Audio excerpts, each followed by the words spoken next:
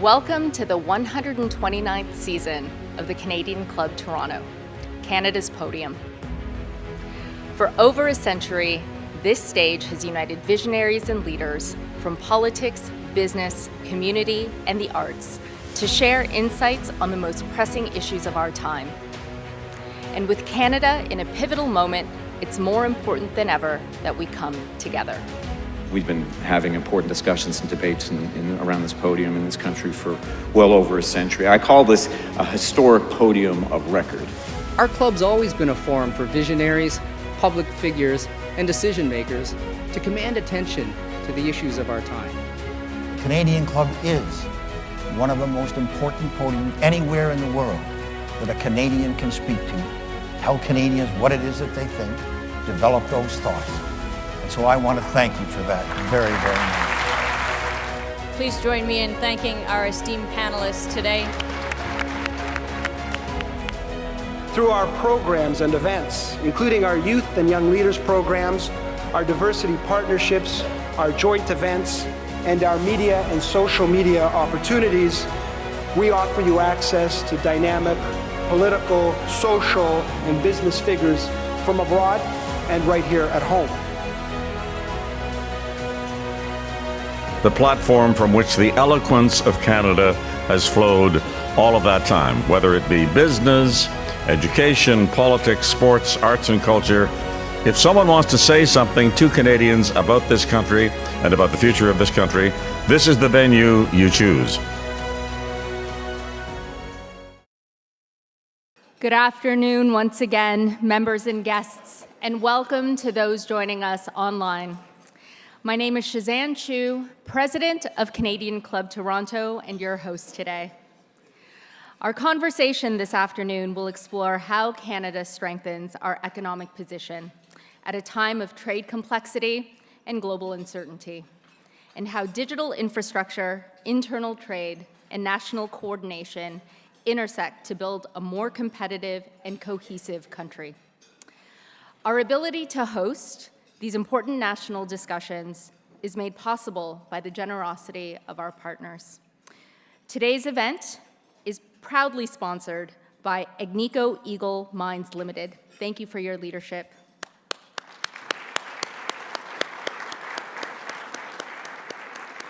We are also grateful to our event sponsors, Interac, Rogers, and TD Bank Group.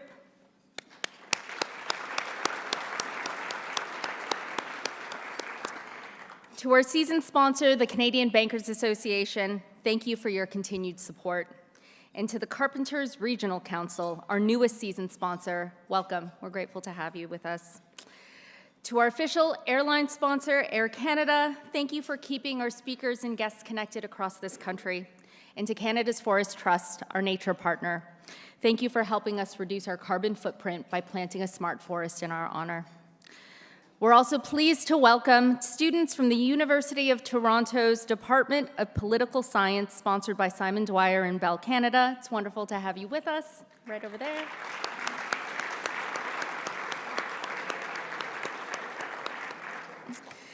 Now, a few housekeeping items. First, please visit canadianclub.org for information about upcoming events and membership opportunities, as well as on-demand content. Secondly, I'm sure you'll have questions about Canada's trade strategy, internal economic alignment, and more. Submit your questions via the cards on your table, and for those joining us online, please use the Submit a Question button. Our team will be looking out for those and share those with the moderator today. And now, it is my pleasure to invite Natasha Vaz, Executive Vice President and COO for Ontario, Australia, and Mexico at Agnico Eagle Mines, to formally introduce the Honourable Dominic LeBlanc and our moderator, Debbie Gamble. Natasha, Canada's podium is yours. Thank you. Come on, thank you very much. Good afternoon, everyone.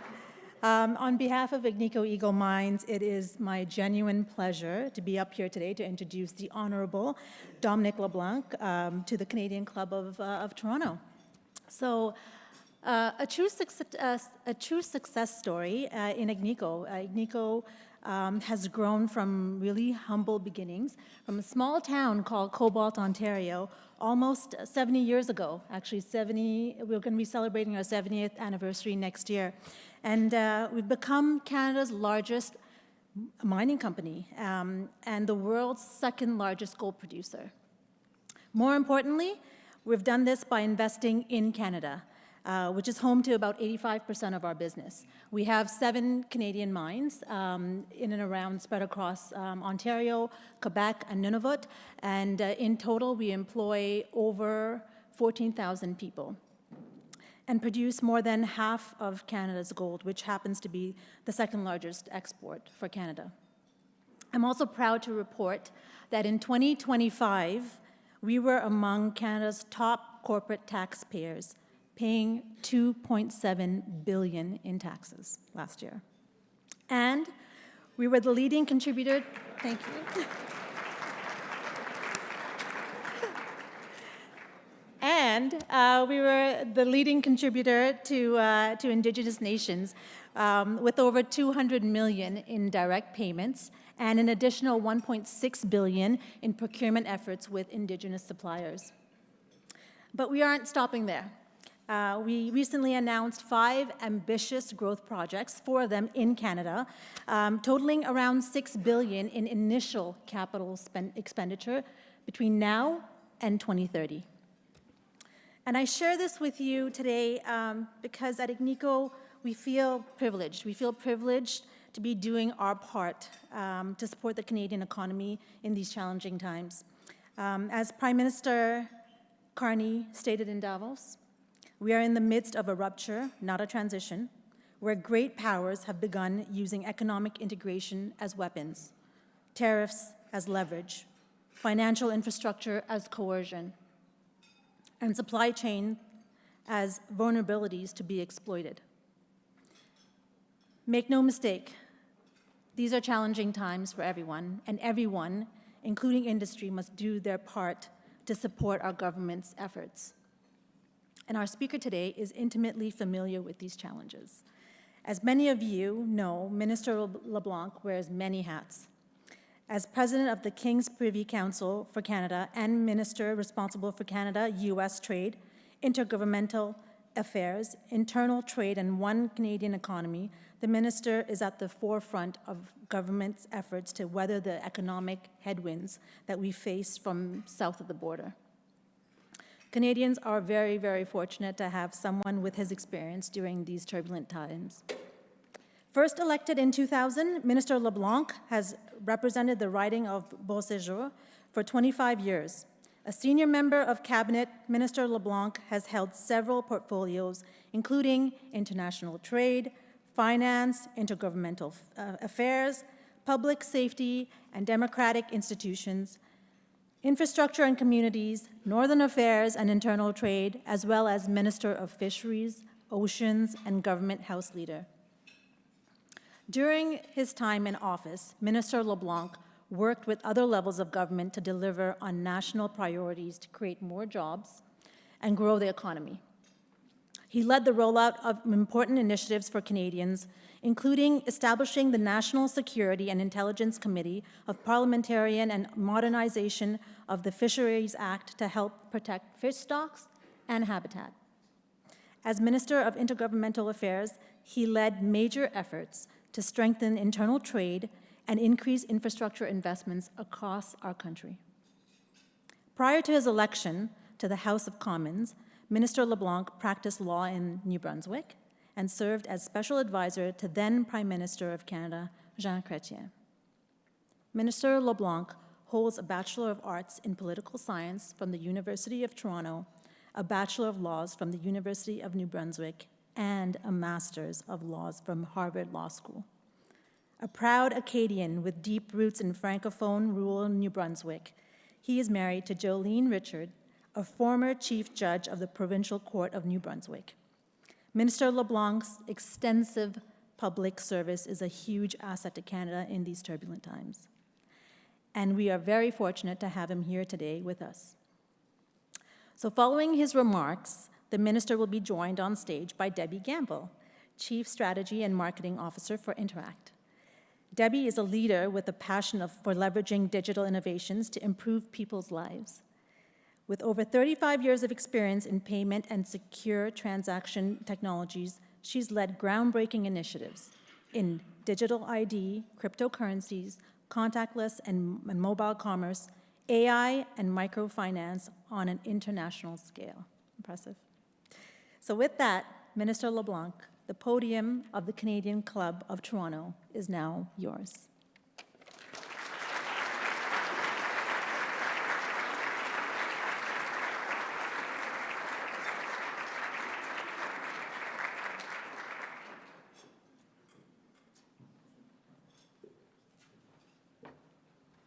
So we're actually skipping the podium. This is a first. Thank you, Natasha. Minister, this is your first time at the Canadian Club. It is. It's my first time as a guest, and I show up as a guest speaker, so it's like going straight. We're thrilled to have you with us today. There's a lot to talk about. And this discussion truly couldn't be more timely. Canadians are looking closely at our economic future, our trade relationships, our productivity, our long-term competitiveness, and our standard of living. And you've just returned from leading one of Canada's largest ever trade missions to Mexico, at a moment when Canada is actively working to diversify trade and strengthen our partnerships. And only days ago, we saw the U.S. Supreme Court strike down a significant portion of President Trump's tariff regime. So all of this reinforces the idea that we're at a bit of an inflection point. So I'd like to start with this moment that Canada is navigating. You're carrying, as Natasha said, a portfolio that sits right at the intersection of trade, economic resilience, and national cohesion. And last week, the Supreme Court released its much-anticipated ruling on the President's use of the International Emergency Economic Powers Act, or the IEEPA. And as we know, the court ruled that the President lacks the authority to impose tariffs on trading partners, including Canada. So now the White House is looking into other ways to pursue tariffs. So in the wake of the tariff uncertainty, what does the ruling mean for us in Canada? So Debbie, thanks for the question, and allow me, I wanted to try and it's a fireside chat without the fire. And if there's fire. And if there's a fire, we're not going to be here chatting. So, but I thought this was a more relaxed way to have a conversation about a series of issues. Thank you to the Canadian Club. It's my first time here. I have friends and colleagues that have been here, but to the sponsors and to the Canadian Club, thank you. There's a New Brunswick connection. Your colleague, Keeler Zed, at Interac, and my friend and our former Premier, Frank McKenna, who's here. A bunch of New Brunswickers, a bunch of New Brunswickers find a way to spend time together in Toronto, and this for me is a huge privilege. So thank you very, very much. Debbie, your question, you're right. So Friday, the U.S. Supreme Court came out with that 6-3 ruling, which effectively constrained the president's power under that particular legislation known as IEEPA. That was the legislation that he used to apply the reciprocal tariffs. So the big board on Liberation Day with the names of all the countries and percentages, that was the statutory authority on which he based those tariffs. Canada did not, in the overall Canadian economy, feel a great pressure from those reciprocal tariffs because they exempted goods that were compliant with CUSMA, with the free trade agreement. So if the rules of origin, if your exports were compliant with the agreement, imagine in November we were at 65% of Canadian exports to the United States were CUSMA compliant. Many businesses hadn't filled out the paperwork, were using the most favored nation rate, but now we're over 97% of Canada's exports are compliant with that agreement. So it didn't have a massive bite in terms of tariffs applied to the Canadian economy. Evacuating those IEEPA tariffs, he said he's going to put in place a 10 or then maybe 15% tariff. He also exempted from that sort of secondary instrument that he said he was going to use, and I spoke to Jameson Greer, the U.S. Trade Representative, on the weekend, and they are exempting, again, CUSMA-compliant exports to the United States. It's not without some benefit to Canada. The overall tariff rate in our economy went from 5.3% to 4.9%. 86% of our exports were without tariffs. It's now at 85 previous to the ruling. It's now at 86%. So in certain sectors that were not able to be compliant with the rules of origin, Mother Parker's Coffee was an example where they were facing that 35% tariff. And there were a series of sort of niche sectors and some larger sectors that face that pressure. So it helps us, but it doesn't solve the problem of the sectoral tariffs, the Section 232 tariffs, which are the ones that are causing considerable pressure in key sectors of our economy. We know them well: steel, aluminum, automobiles, softwood lumber. So that, for us, remains the challenge. The President, to use your point, Debbie, or to pick up on that, has said that he will, and I'm going to see Jameson Greer the end of next week, I think, in Washington. He said he'll use these other instruments. There's a Section 122 that they can put tariffs for 150 days, has to be renewed by Congress. They started investigations which would allow them to put in place a series of sort of tariffs or other measures if the investigations conclude that a Canadian import into the United States is harming their economy in a way that's unfair. Look, this is about the uncertainty that is a brake on investment decisions. That is, so sure, to win in the Supreme Court, we always said there was no justification on illegal migration issues or fentanyl to apply a 35% tariff on the Canadian economy. Fine. But the investment, if you look at net business investment, it's down in the third quarter of last year as compared to the previous year. Therein lies one of the big challenges. And I think later in the conversation, therefore, we have to control what we can control. We have to acknowledge what we can't control and manage our way through the turbulence in the best way possible, but focus even more so in the face of that uncertainty on the elements that, in fact, Canada and our partners can control. So let's go to that and look at what is within our control. And if global uncertainty is a reminder of how exposed we can be to external shocks, perhaps it also puts a bit of a sharper focus on actually what we can control. And you've spoken about building the one seamless Canadian economy, from reducing internal trade barriers, improving labor mobility, and accelerating major projects. Let's touch on that if we might. And if you can talk to us about what government is doing, and in particular, what's happening in the new projects office, the major projects office. So thank you for that question. There are two big elements. The one Canadian economy speaks to creating a truly free trade zone within the 13 provinces and territories in the government of Canada, within Canada.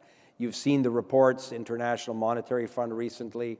It can be as much as 6 or 7% boost to Canada's GDP if we, in fact, have truly free trade within Canada. In the election campaign last spring, one of the lines where the Prime Minister got amongst the most sustained applause was when he said, we need to build one economy in Canada, not 13.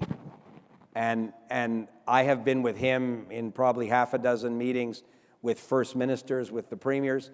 There is a broad consensus. Business organizations, business leaders have been pushing that for a long time. The provinces, everybody says, absolutely, we're all in, let's work on that. But like so many things, and we'll talk about the Major Projects Office, it's way too slow. It's way too slow. There's always a bureaucratic reason why. Well, no. We need to have another meeting of the working group of deputy ministers. Like, the process becomes the answer. And the process in this case is often the problem. So the Prime Minister, and to be fair, the Premier of Ontario has been a champion in this. Premier Ford has been one of the national leaders with his colleagues. So is the Premier of Nova Scotia. Some are more aggressive with their colleagues in private conversations than others. But there is a consensus we need to get rid of these barriers. So we thought for the first time the Government of Canada should come to that conversation with clean hands. Because we had our own reasons. Financial services was one. Food safety remains a challenge. But there were always national security, of course, big problems. So you exempt a whole series. And procurement is often where this is seen, but it's much more sournois. It's much more invisible than just public procurement.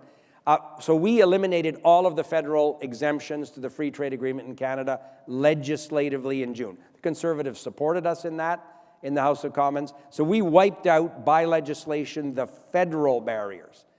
And the $200+ billion of GDP growth is still a bit elusive because, again, the easy stuff went first. So we made interprovincial trucking regulations. Like different tires, if you drive a truck from Halifax to Ontario, you were supposed to change the tires. You needed 2 different or 3 first aid kits, 2 different kinds of fire extinguishers. And that had existed for decades. So that kind of stuff, the provinces and the Government of Canada wiped out those. Mutual sale of goods. If a particular washing machine is good enough to be sold at Lounsbury's Furniture in Moncton, why couldn't it be sold at a furniture store in Winnipeg? So this mutual sale of goods, the recognition, the provinces made significant progress. But it's getting more complicated when you talk about labor mobility, to your point. So we've said to them, okay, let's focus on 2 sectors as a priority. Healthcare workers. Every jurisdiction is competing for and trying to recruit healthcare professionals in a whole series of health-related jobs. Or construction, skilled trades. If housing is such a concern, understandably, for Canadians across the country, why is it easier to sell a modular home made in New Brunswick in Maine than it is in Quebec or Manitoba?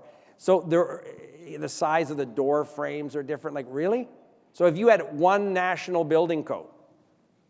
So we're saying to the Prime Minister is very aggressive in this regard. He has said to the premiers that if we're transferring billions of dollars in labor force training monies to the provinces, and we're not making progress together, collectively, then the Government of Canada will look at why are we paying billions of dollars without, because everybody agrees that we need to get there. But then, you sort of forgot your code. I'm going to go back and pick something up. I'll see you there in the morning. Like there's a headwind that shows up. So we're not getting the GDP boost that we can and should. But as I said, there's a lot of goodwill, but it's the bureaucratic system that gets heavier and heavier. In New Brunswick, there's more snow in front of the plow all the time. And it's a good bridge to the Major Projects Office, which again was created by legislation in June, precisely because it was taking, we were talking about that at the table, 7 years to get, if we're trying to attract private capital and private investment, and you have an incoherent permitting system with deadlines that constantly shift, or everybody does them not at the same time, sequentially as opposed to concurrently, or there's a federal-provincial overlap. We've signed with most jurisdictions, and even, jurisdictions that traditionally might have been reticent are signing a one project, one review agreement, so we don't duplicate. We rely on provincial assessments where we can. If the Government of Canada has some expertise, the province doesn't, under the Fisheries Act, well, we don't need to have a provincial department review that data. Let's try and bring a coherence. So the law which set up the Major Projects Office said, once we designate a project, and I think we're close to designating some, often just the sheer threat of, hey, we're going to designate the project, suddenly an authorization, which a particular federal department had been taking 6 or 7 years doing water samples all over the place, all of a sudden when I stood in that city at that port and said, guess what, we're going to actually expand this port, then a month later the authorization showed up. So we didn't have to go to the juridical step of designating it, but we will. There are some examples coming very soon where we're going to say, once the designation happens, there's an Indigenous consultation part, again, which is important and had become a reason why there was a lot of uncertainty. So how do you bring coherence to that process and do it in the right way that respects those constitutional obligations, but it doesn't become a series of sort of undefined timelines. So I'm quite confident that this will help unlock private investment. The projects that we've referred to the Major Projects Office, the CEO, a woman, Dawn Farrell, a lot of experience in these major projects, including in the energy sector. It's based in Calgary, the Major Projects Office. I was on an hour-long call with her this morning from the airport in Ottawa. She's grinding it out, and she's herding in and crowding in private investment. It's not like a Government of Canada infrastructure program. At one point, I saw the list of people who'd applied to the Major Projects Office. And because everybody thought it was, oh, it's a federal program, there must be money there. So you'd get like the capital, 10-year capital plan for some sub-national organization, they just send it in. That was not the intention. The intention was to find these nation-building projects, back to controlling, Debbie, what we can control, unlocking private investment in the vast majority of cases that will go to a project that's viable, has defined timelines, and outcomes that people can rely on. So we want to be best in class. And provinces are doing the same thing. The encouraging thing is provinces are recognizing in their own jurisdiction that they can perhaps improve those processes too. So it's a work in progress, but my boss is absolutely adamant that we stick to it. And the number of, every time you see on your schedule an update with the Prime Minister, then it sort of forces everybody to actually, those meetings, if you don't have the right update, it's not as pleasant a meeting as if you could say, good news, Prime Minister, we've made progress in these areas, and here are the other areas where we're still doing work, and we'll have an answer by the end of the month. That's the way he operates, and it's very effective in trying to push this stuff forward. I have a boss like that too. Let's move to our long-term competitiveness. You've just returned from Mexico, leading a Team Canada trade mission to deepen our relationships there. Can you expand on the objectives and the outcomes of the trip?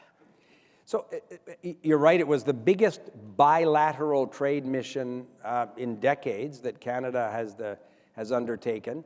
Over 400 Canadians representing 230 businesses and business organizations bought their own air tickets, paid their own hotel bills, there's no confusion there, but participated in almost 2,000, 1,900 business-to-business meetings in 3 cities, Mexico City, Monterrey, and Guadalajara, focused on 5 sectors where we think there's an opportunity to significantly increase the bilateral trade with Mexico.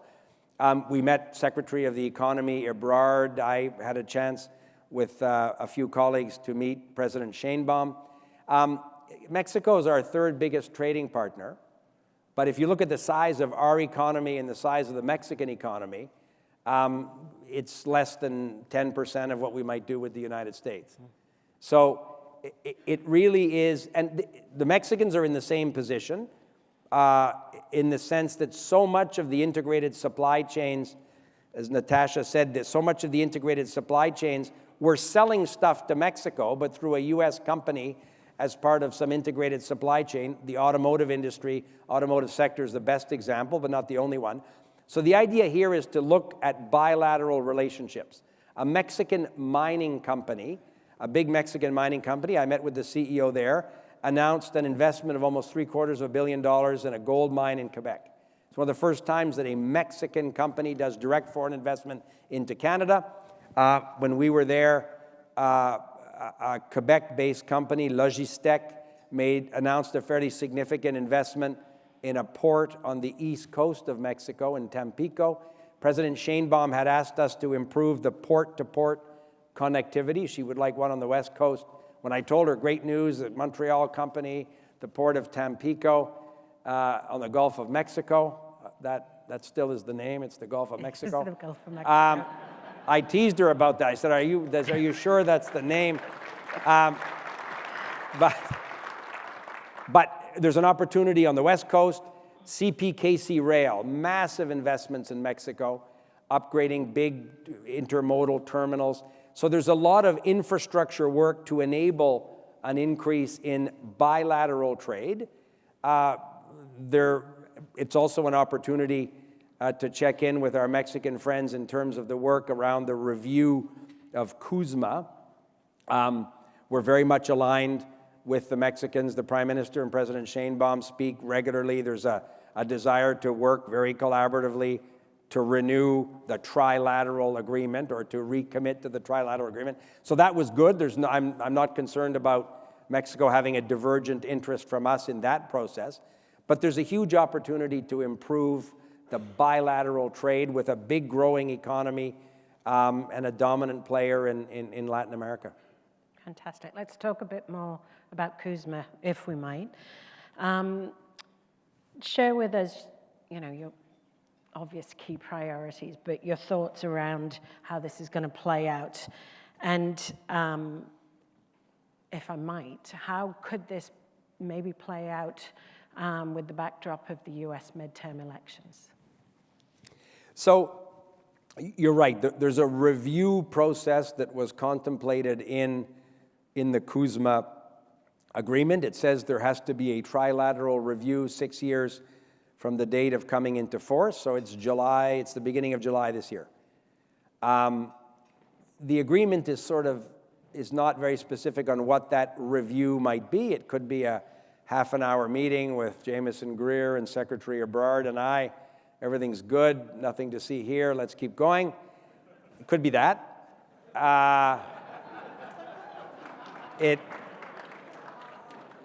Marcelo Ebrard and I we'd go to Washington. I would invite people to Moncton, but if people want to go. So, and it's Ambassador Greer, it's the U.S. Trade Representative who is leading on the American side this process. There is a public prosecution of the argument, the political argument in the United States, and there are the private government-to-government conversations, which are not discouraging.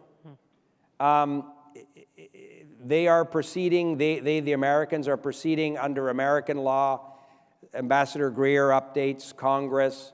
They consult the U.S. industry, as we have done in Canada last fall on 2 occasions. I host a series of meetings with different sectors. That process of getting ready and building up the best arguments coming from businesses, big and small, our provincial and territorial partners, that's going well. I actually think, Debbie, that we could, I'm not pessimistic about renewing the trilateral framework, It doesn't expire, it expires in 2036. It's not, but the review is not a renegotiation. So I've said to Canadian business leaders, it's not 2016 again. You don't need to camp out in a hotel lobby waiting for an update in Washington. We're not going chapter by chapter, and this month it's going to be this sector, and everybody goes down and waits around in hotel lobbies for updates. It's not that. It's a review. And if there's no consensus in the review, the agreement continues on.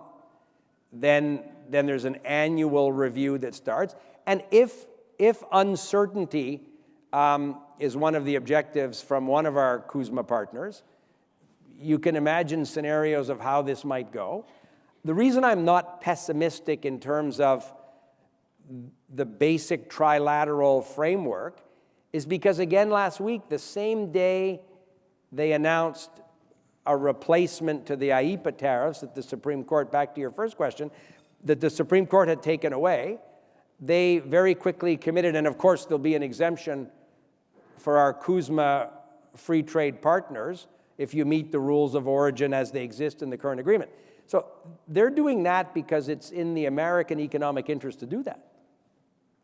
So at the end of the day, if we believe, as Canada and Mexico does, that it's in the economic interest of all three countries to commit ourselves to a reliable, stable, free trade arrangement that has brought prosperity to all three countries over 3 decades, American business leaders and American business associations are also speaking up more now than perhaps 6 months ago. In terms of the hearings that the U.S. Congress had, people didn't get there and say, oh, we got to rip this agreement up, we got to cancel this. Sure, Sector X would like some concession here. Sector Y wants, this is part of the normal process. And I'll finish with this. Because you see commentators saying, well, there's going to be a bilateral deal, probably, as well as, we hope, a recommitment to the trilateral framework. There have always been bilateral arrangements as between the three countries. That's not new. And it doesn't mean because we come to we need to get a bilateral deal with the United States to take pressure off in the sectoral tariffs. And we were close in the fall. This is in the public domain: steel, aluminum, energy. The Prime Minister and the President and Michael Sabia and I and a bunch of, we thought we were close to a deal that would have significantly improved our position now in those critical sectors. So, and we're still ready and anxious to do that work, other sectors as well. Not pessimistic that that's impossible either, but those will be bilateral arrangements, sort of adjacent to, would be the bureaucratic phrase, the trilateral trade agreement. So I'm going to Washington, I think, at the end of next week to see Ambassador Greer and others. And as I said, the conversations are business-like, cordial, amical. They're very friendly. And I think we're getting to a position where the United States will get specific with Canada and Mexico about specific things that they may want to see adjusted. And we're ready for those conversations. We're actually anxious to have them. We'll be cheering you on, for sure. The Prime Minister's traveling, I think, today to India. And then Australia, Japan on another mission to broaden our partnership and, of course, reduce reliance on any single market. It's recently been reported that the PM has been spearheading discussions also between the EU and a fast-growing Indo-Pacific trade bloc. So, from your perspective, what do we need to do as Canadians to be seen as an attractive investment destination and the trading partner that the world needs to come and work with? So, if we are successful in this major projects of national interest effort, it will, I hope, attract investment globally. The Prime Minister, you're right, in his travels meets business leaders and people who have huge sovereign wealth funds, and all of them talk about how they want to do more business with Canada. So the speech in Davos talked about a rupture and middle powers looking to enhance their trade with reliable trading partners around the world. Canada should be at the top of that list. Doesn't mean it's perfect, doesn't mean we can't continue to improve some of the natural headwinds that develop over time. But if we need to sign more free trade or investment agreements with some of these emerging economic powers, his visit to India is a very important part of that effort. And I think Canadians are impatient to see business leaders, business associations, governments, federal and provincial, work together to really shake the tree and see where are there these trading opportunities, foreign direct investment opportunities into Canada. And that's in the basket of things that we can control. So if we can't control some of the challenges in the trilateral trade agreement in CUSMA. We can certainly control how hard we work, how diligent we are, and how compelling we are. Canada offers natural resources is one obvious example, but it's not only that. We have a great deal of what the world wants. It's a stable democracy with a rule of law. But over time, there's this giant border with the biggest economy in the world. So it's a natural thing to load your product or your services on a truck, or go to deliver your services on a direct flight to the United States. That's been the history since Mr. Mulroney and President Reagan. So it's not, and that will always be we're going to have one neighbor. It's the biggest economy. All of that will remain true. So they can all be true at the same time. We can be less reliant, make real efforts to diversify, but there is a bit of a lag time. This is the challenge. Canadians are impatient. They're concerned, understandably so. So if the major projects or direct foreign investment, Canadians want to see like results, GDP numbers, job creation numbers quickly, now, because of the concern and the challenges with respect to some of the unjustified tariffs in the United States. So therein lies the challenge, and that speaks to the urgency of the moment. Question from the audience, thank you, is I think around confidence and trust, and you just mentioned country ruled by democratic law. So as global rules come under strain, how important is trust in Canada's public institutions to our economic resilience and social cohesion? I think it's essential, and I don't wade into the internal political debate in the United States. Americans will offer their views and settle those issues themselves. But if you look at the importance of trusting in public institutions and private institutions, it's not just about some government institution. It can be things as important to Canada's economy as the financial services sector. It can be globally competitive Canadian companies extracting natural resources and bringing value to the Canadian economy in a sustainable way. It can be innovation. All of you business leaders have better examples than I could possibly come up with. But we have that capacity in the country. There is a Canadian, it's a cliche, Canadian brand, which speaks to respect for difference, which speaks to being open to the world, which speaks to respecting institutions, being a reliable partner. Nobody's perfect at this stuff, but you don't have to be perfect. You just have to be better than the other person. So I think Canada should be quite enthusiastic about that, recognizing that we can always do better and find better ways. But the Prime Minister, when he comes back from his trips or his phone conversations with other world leaders, or text exchanges, he'll say to us that he's enormously enthusiastic and motivated by how many of these people want to do business with Canada, want to explore investment opportunities. But that sentiment isn't enough. We've got to turn it into concrete economic growth, and therein lies the challenge for us, but for private sector partners around the country. I love this idea of trust, and I see the kind of notion of trust not just as kind of social foundation of key to, a healthy, vibrant economy, but potentially as a competitive advantage. And you and I were chatting just before lunch about, perhaps there is an opportunity here for, for us to showcase that trust, because unlike other markets, Canadians still have trust in their public and their private sector institutions. So, maybe this is one of our potential new exports to the world, is trust. And that trust, and that, you described it super well, Debbie, that trust can become a brand that can unlock more investment and more interest in Canada. And, but the trust is earned over a long period of time and can evaporate very quickly.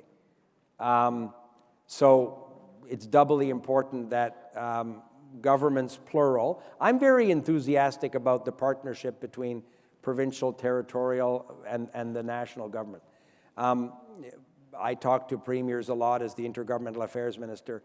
There really is a recognition that the moment is urgent.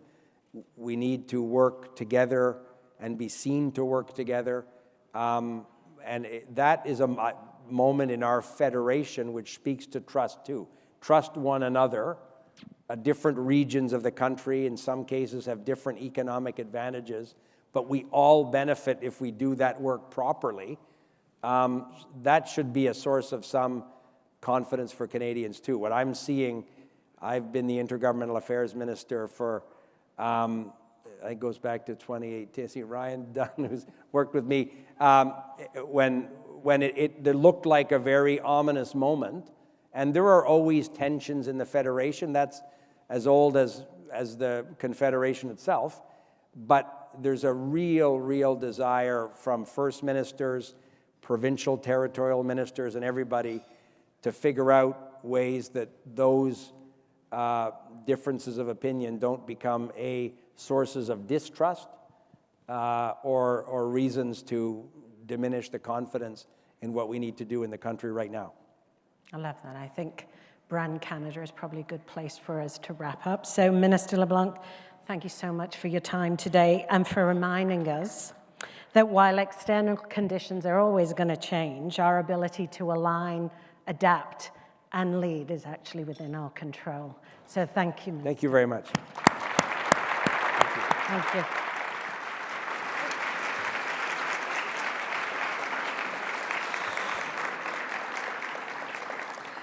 Minister LeBlanc, thank you for your candor and leadership. These are consequential days for Canada, and we're grateful that you chose to engage with this community as we look ahead to important negotiations and national priorities. We wish you every success in your work ahead.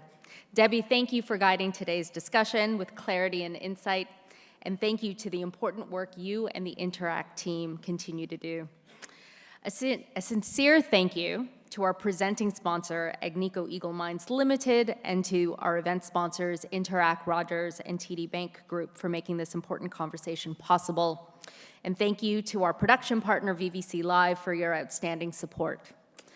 Before we conclude, let me highlight two important upcoming events.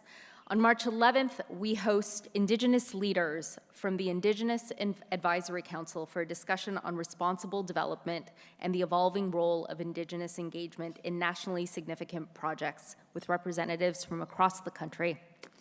On March 27th, save the date as we are honored to welcome Dr. David Suzuki as he turns 90 to receive Canadian Club Toronto's Lifetime Achievement Award, presented jointly to Dr. Suzuki and Tara Cullis in recognition of their decades of national leadership. Members and guests, this is precisely what Canadian Club Toronto exists to do: convene the conversations that matter at the moments that matter most. Thank you for being a part of it. We look forward to welcoming you again soon. Have a wonderful afternoon.